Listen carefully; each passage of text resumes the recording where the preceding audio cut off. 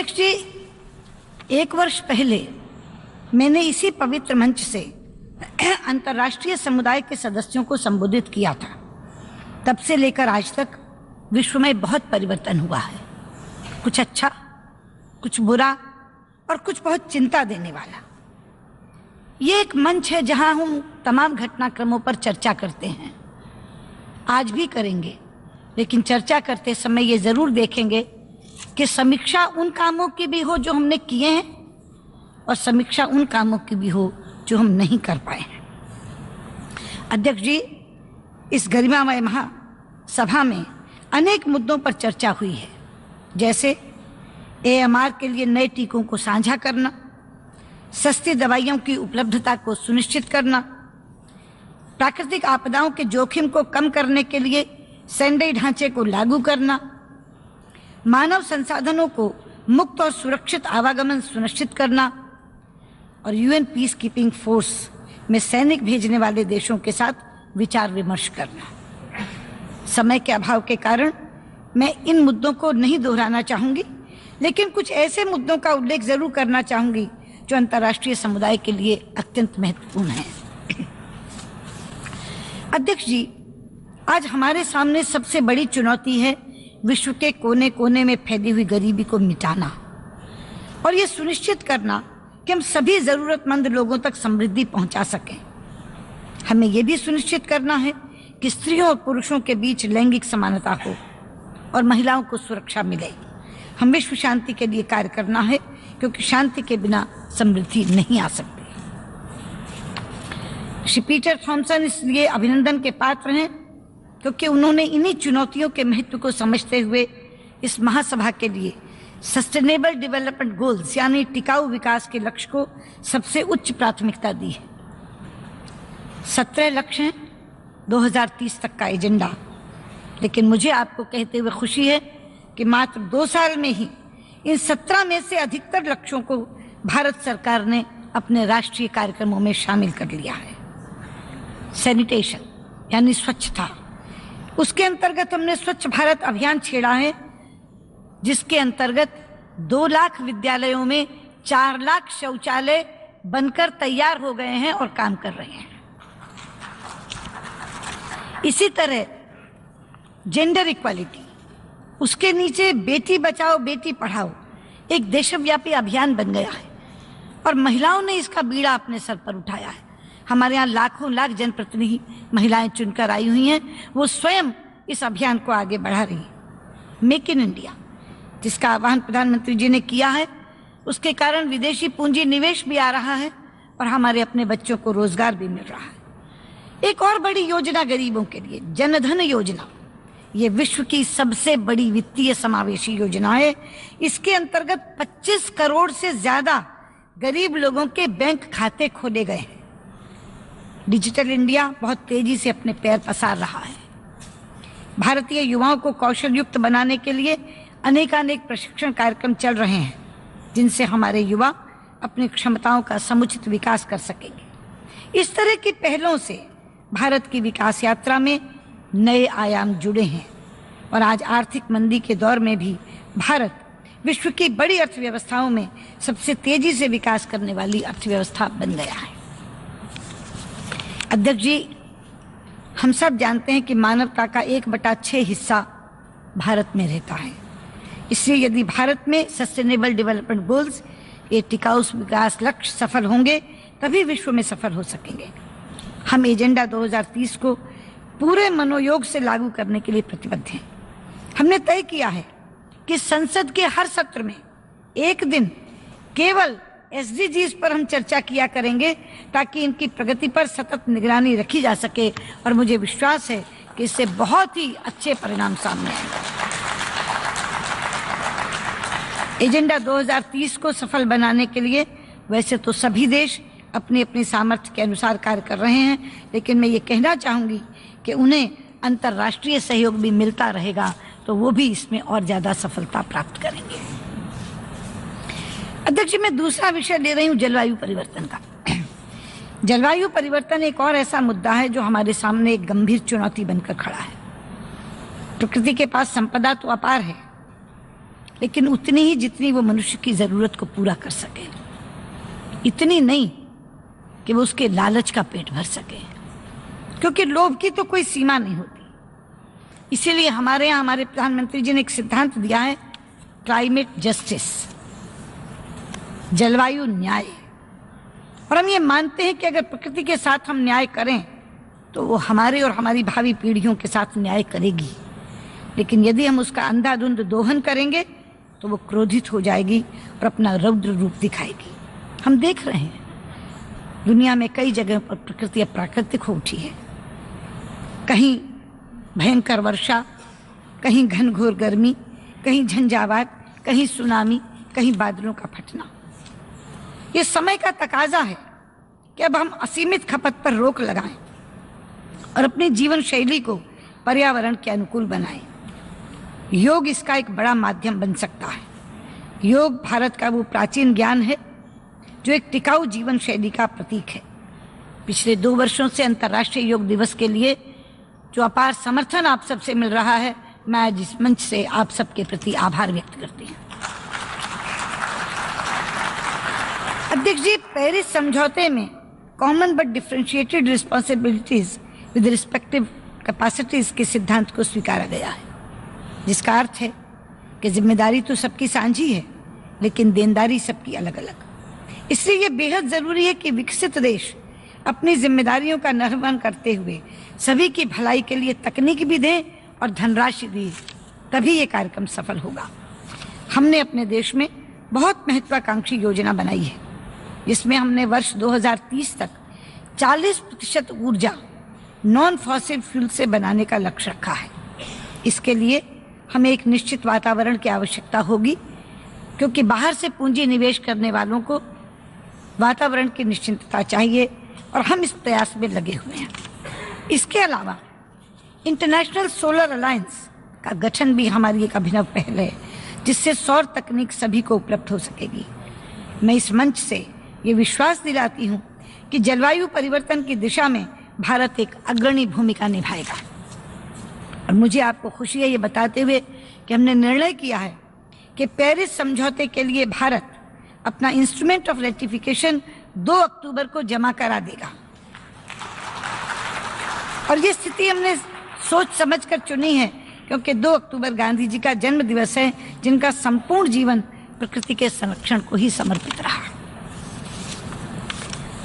अध्यक्ष जी, अब मैं एक ऐसे विषय पर बोलने जा रही हूं जिस पर इस सभा में बैठा हर व्यक्ति चिंतित है, और चिंतित ही नहीं, सोचने पर मजबूर है। इसी महीने इस शहर में हुए 9/11 आतंकी हमले की 15वीं वर्षगांठ थी। पिछले 15 दिनों में इसी शहर में एक और आतंकी हमले में मासूमों को मारने की कोशिश की गई थी। हम इस शहर के दर्द को समझते हैं। हम पर भी उरी में इन्हीं आतंकी ताकतों ने हमला किया था। विश्व इस अभिशाप से बहुत समय से जूझ रहा है, लेकिन आतंकवाद का शिकार हुए मासूमों के खून और आंसुओं के बावजूद इस वर्ष Kabul, Dhaka, Istanbul, Mogadishu, Brussels, Bangkok, Paris, Pathankot और उरी में हुए आतंकवादी हमले और सीरिया और इराक में रोजमर्रा की बर्बर त्रासदियां हमें ये याद दिलाती हैं कि हम इसे रोकने में सफल नहीं हो रहे।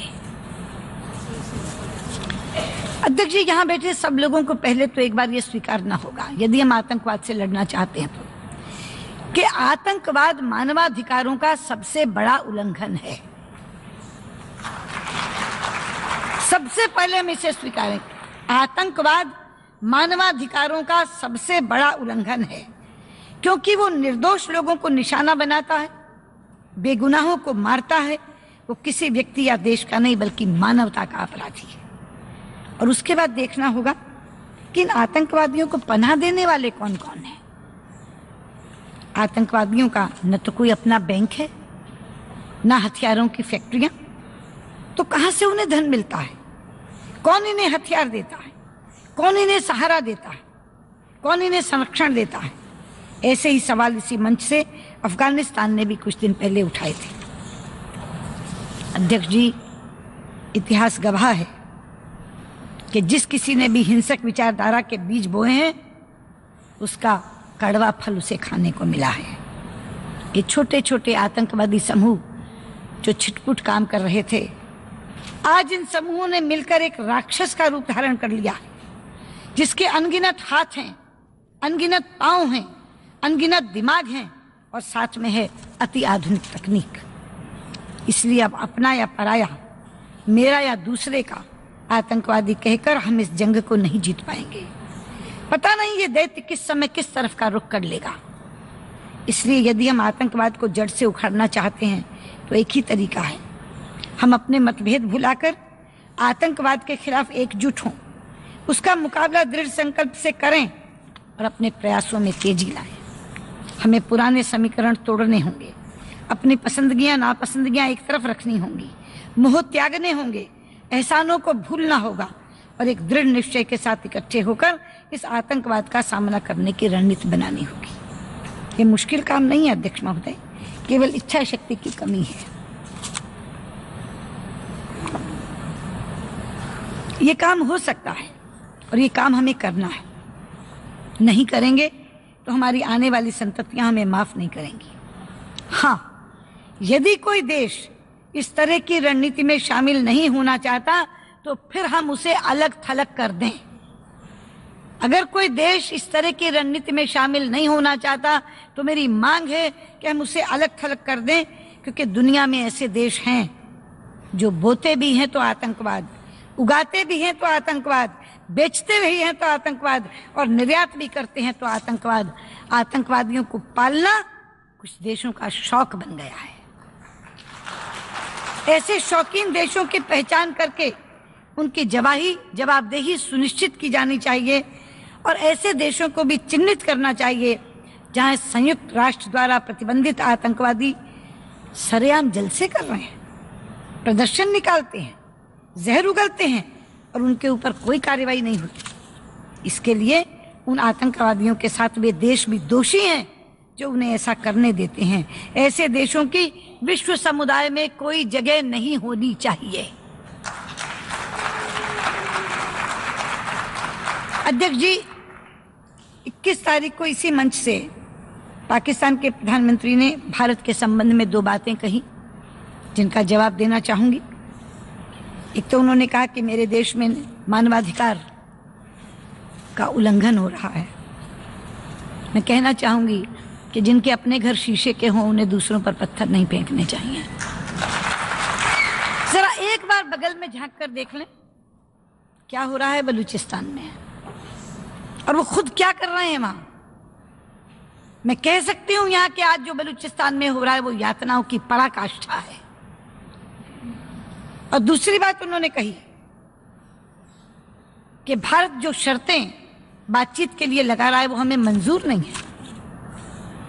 मुझे समझ नहीं आ रही कौन सी शर्त, किस शर्त की बात की जा रही है। हमारे शपथ ग्रहण समारोह से पहले जब हमने पाकिस्तान के प्रधानमंत्री को समारोह में आने का न्योता दिया था, आमंत्रण दिया था, तो क्या कोई शर्त रखी थी? मैं स्वयं इस्लामाबाद गई थी और कॉम्प्रिहेंसिव बायलैटरल डायलॉग हमने शुरू किया था इकट्ठे बैठकर। क्या कोई शर्त रखी थी? प्रधानमंत्री मोदी काबुल से दिल्ली आते हुए लाहौर उतर गए थे, कोई शर्त लगा कर गए थे क्या? ये कौन सी शर्तों की बात हो रही है? सच्चाई तो यह है अध्यक्ष जी कि शर्तों के आधार पर नहीं, मित्रता के आधार पर हमने पाकिस्तान के साथ सारे के सारे विवाद सुलझाने की पहल की थी और मित्रता भी सहजता की तरफ जा रही थी। कभी ईद की शुभकामनाएं, कभी क्रिकेट की शुभकामनाएं, कभी स्वास्थ्य के हाल का कुशल क्षेम। हमने 2 बरस में मित्रता का वो पैमाना खड़ा किया जो उससे पहले कभी नहीं था। लेकिन हमें मिला क्या बदले में? पठानकोट, उरी, बहादुर अली। मैं पूछना चाहती हूं, हम शर्तें लगा रहे हैं या आप दूसरी नीयत दिखा रहे हैं? बहादुर अली तो जिंदा सबूत है हमारे पास, जिंदा, कि सीमा पार से आतंकवादी आया है, लिखित में सबूत है हमारे पास उसका। कि मैं एक चीज यहां बता दूं, अगर पाकिस्तान ये समझता है कि इस तरह की हरकतें करके या इस तरह के भड़काऊ बयान देकर वो भारत का कोई हिस्सा हमसे छीन सकता है, तो मैं पूरी दृढ़ता और स्पष्टता के साथ यहाँ ये कह देना चाहती हूँ कि आपका ये मंसूबा कभी कामयाब नहीं होगा। कश्मीर भारत का अभिन्न हिस्सा है, जम्मू कश्मीर भारत का अभिन्न हिस्सा है और अभिन्न हिस्सा रहेगा। इसलिए ये ख्वाब देखना छोड़ दें। अध्यक्ष जी, मैंने प्रारंभ में कहा था कि हमने जो काम किए हैं वो तो हम गिनाएंगे ही, जो नहीं किए वो भी गिनाने चाहिए। मैं ऐसे 2 काम गिनाना चाहती हूँ। पहला है CCIT यानी comprehensive convention on international terrorism. सन 1996 से भारत द्वारा ने प्रस्ताव दिया, 20 साल गुजर गए। आज 2016 में भी हम CCIT निष्कर्ष तक नहीं पहुंचा सके। इसी कारण हम कोई ऐसा अंतर्राष्ट्रीय मानक नहीं बना सके हैं जिसके अंतर्गत आतंकवादियों को सजा दी सके या उनका प्रत्यार्पण हो सके। इसीलिए आप सबसे मेरा अनुरोध है कि ये सभा पूरे दृढ़ निश्चय के साथ जल्द CCIT को पारित करे। दूसरी बात, जैसे आतंकवाद से लड़ने के लिए हमें एक समकालीन नीति चाहिए, उसी प्रकार हमें एक ऐसी संयुक्त राष्ट्र सुरक्षा परिषद भी चाहिए जो आज के वैश्विक परिदृश्य के अनुकूल हो। अधिकांश देशों का मानना है कि संयुक्त राष्ट्र 1945 की वैश्विक परिस्थिति के अनुरूप सिर्फ कुछ ही देशों के हितों की रक्षा ना करे, चाहे वो किसी संस्था की बात हो या मुद्दों की। हमें आज की वास्तविकता और चुनौतियों के अनुसार काम करना होगा। आज सुरक्षा परिषद की स्थायी और अस्थायी दोनों सीटों में विस्तार की आवश्यकता है, जिससे सुरक्षा परिषद समकालीन बन सके। मेरा अनुरोध है कि इस आम सभा की इच्छा अनुसार IGN प्रक्रिया जो टेक्स्ट बेस्ड निगोशिएशन शुरू हुई है उसको हम जल्दी प्रारंभ करें। यदि ये दोनों चिर प्रतीक्षित कार्य आपके इस कार्यकाल में हो जाते हैं तो मैं कह सकती हूँ कि संयुक्त राष्ट्र सभा का ये 71वां अधिवेशन बहुत ही सार्थक साबित होगा। अध्यक्ष जी, 21वीं सदी पर शुरुआत से ही अशांति और हिंसा का साया रहा है, परंतु मिलजुल कर प्रयास करने से हम इसे मानव सभ्यता के इतिहास में एक स्वर्णिम युग में बदल सकते हैं। लेकिन भविष्य में क्या होगा ये इस बात पर निर्भर करता है कि हम आज क्या करते हैं। बहुत बहुत धन्यवाद। पूरे दुनिया में आपको अलग थलग करने के लिए, और हम उसको तेज करेंगे, और पूरे विश्व में आपको अकेला रहने के लिए हम मजबूर करके रहेंगे।